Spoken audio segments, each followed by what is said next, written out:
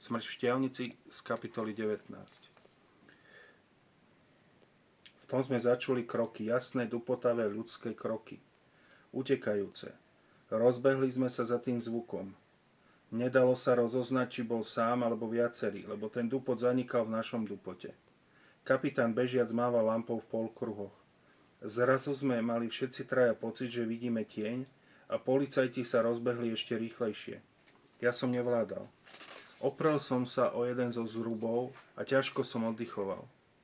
Asi miliónty raz som si zaumienil, že schudnem, že si napravím kondičku. Tak, aby sa zo mňa stal znova človek, aby som mohol znova žiť bez neustálych bolestí a dýchavičnosti. Dvere na zrube, o ktorých som sa opieral, zostali odchýlené. Aspoň sa mi tak zdalo. Jemne som do nich ťukol a oni sa sami otvorili, ako by ma chceli pozvať dnu. Mal som pocit, že dunivé kroky ustali. Buď sa dostali príliš ďaleko, alebo už nevládali ani Johana s kapitánom. Sova opäť preletela nado mnou a zahúkala. Vošiel som. Hľadal som telefón, aby som si posvietil. Pocítil som však niečo spálené.